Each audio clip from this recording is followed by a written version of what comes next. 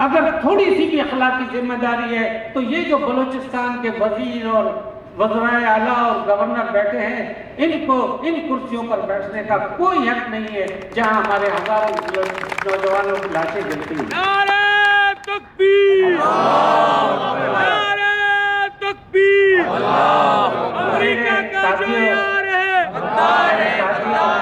آپ لوگوں کا دل بلوچوں کے دلوں کے ساتھ دھڑکنا چاہیے، آپ کے دلوں میں وہ درد ہونا چاہیے جو بلوچستان کے لیے ہے، اور آپ بلوچستان کو بچائیں گے۔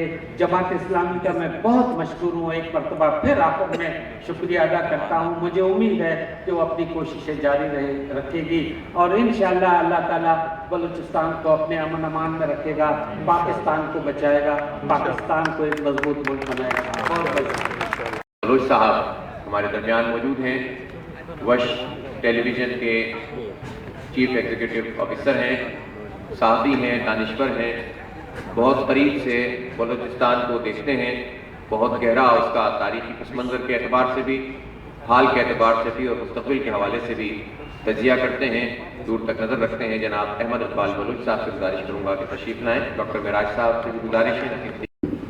سب سے پہلے میں جماعت اسلامی کا شکریہ ادا کرتا ہوں کہ انہوں نے اس موضوع پہ مجھے دعوت دی بولنے کی۔ لیاقت بلوچ صاحب موجود ہیں، اکبر لاسی صاحب موجود ہیں، محنتی صاحب موجود ہیں، معراج الہدا صاحب موجود ہیں۔ میں ان سب کا بھی شکریہ ادا کرتا ہوں۔ بلوچستان پہ کافی باتیں ہوتی ہیں اور مستقل ہوتی آ رہی ہیں۔ ہم بچپن سے سنتے آ رہے ہیں، دیکھتے آ رہے ہیں، اور اندازہ تھا کہ ایک وقت ایسا آئے گا کہ یہ لاوا اپنی تمام تر گرمی کے ساتھ اپنی منزل طے کرتا جائے گا۔ جس طرح مقررین نے آپ لوگوں سے اپنی تقریروں کے دوران بلوچستان کی جو منظر کشی کی ہے، یہ تمام لوگ ذہین ہیں، ان کے ذہن، ان کا فہم، ان کا شعور اس چیز کی عکاسی کرتا ہے کہ یہ بلوچستان کو سمجھتے ہیں۔ میں زیادہ وقت نہیں لوں گا، لیکن چند باتیں عرض کروں گا جس کا تعلق میں سمجھتا ہوں انسانیت سے ہے، نہ حکومت سے ہے، نہ امریکہ سے ہے، نہ پاکستان سے ہے۔ ہوا یوں، ایک دن میں گوادر سے کراچی آنے کے لیے ایئرپورٹ پہنچا۔ بہت گرمی تھی، میں بھاگتے بھاگتے جہاز پہ پہنچا کہ شاید جہاز کے ایئر کنڈیشن آن ہو اور کچھ راحت مجھے ملے وہاں سے۔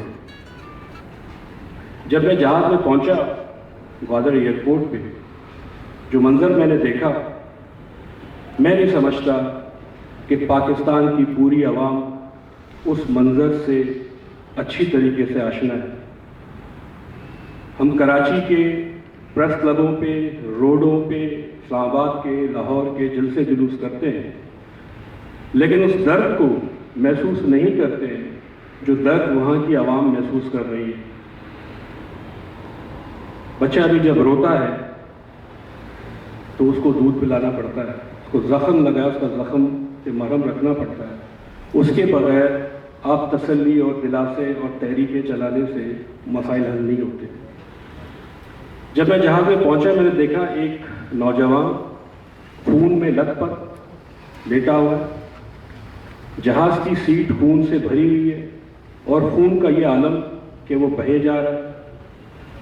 دو لڑکے خون کی بوتلیں ہاتھ میں تھامے ہوئے بیٹھے ہوئے، جیسے یہ بوتل ختم ہو ایک وہ اور بوتل لگائے۔ جہاز بے حد گرم، موسم بھی گرم۔ میری طبیعت، چونکہ میں ایک انسان ہوں، آپ بھی اس چیز کو سمجھ سکتے ہیں کہ کیا گزری ہوگی، میں بڑا پریشان ہوا۔ میں نے ان سے پوچھا کہ یہ کیا معاملہ ہے؟ تو انہوں نے کہا جی رات کو کوئی ڈاکو نے ہمارے گھر پہ فائرنگ کی جس کی وجہ سے یہ صاحب زخمی ہوئے. ہم تربت کے ہاسپٹل لے گئے ان کو. ڈاکٹر نے کہا کہ یہ علاج یہاں نہیں ہو سکتا, آپ کو کراچی جانا پڑے گا. ہمیں ٹکٹ بڑی مشکل کے بعد ملی. اس ٹکٹ کے ملنے کے بعد ہم جہاز میں سوار ہوئے اور ہم اب گوادر ایئرپورٹ پہ پچھلے 45 منٹ سے کھڑے ہوئے ہیں کہ یہ جہاز اڑے اور ہم کراچی جائیں اور اس مریض کی زندگی بچے. یہ وہ لمحہ تھا جس کو آپ محسوس کر سکتے ہیں. میں فوری طور پر جہاز کے پائلٹ کے پاس گیا. میں نے ان سے کہا کہ جناب آپ ذرا فوری طور پر جو بھی لوگوں نے سفر کرنا ہے اعلان کریں کہ ایک مریض اس حالت میں ہے, فوری طور پر وہ آئیں اور جہاز کو اڑائیں. وہ کسی وی آئی پی کے انتظار میں تھے. کپتان صاحب انہوں نے کہا کہ وی آئی پی صاحب آئیں گے تو پھر ہم یہاں سے اڑیں گے. میں نے بہت زور دیا. میں نے کہا آپ ایسا کریں کہ جہاز کا انجن اسٹارٹ کریں, کم سے کم اے سی چلا دیں تو یہ مرتے مرتے کچھ اس کو اے سی کی ٹھنڈک مل کے شاید 2 سانس اس کے زیادہ ہو جائے اور کراچی پہنچ جائے. بڑے افسوس کے ساتھ مجھے کہنا پڑتا ہے اس پوری پاکستان کی عوام کو کہ پائلٹ نے مجھ سے یہ کہا کہ میرے پاس اتنا ایندھن نہیں ہے کہ میں جہاز کے انجن اسٹارٹ کروں. جس معاشرے میں ہم رہتے ہیں وہاں پہ ظلم اور بربریت کا یہ عالم ہو, اور جب دور دراز ایوانوں میں آوازیں سنائی جانے لگے پھر ہم حرکت میں آ جائیں, یہ میں نہیں سمجھتا کہ باشعور انسان یا جو پاکستان کی عوام ہے اس کا رول ہے. ہمارا رول یہ ہونا چاہیے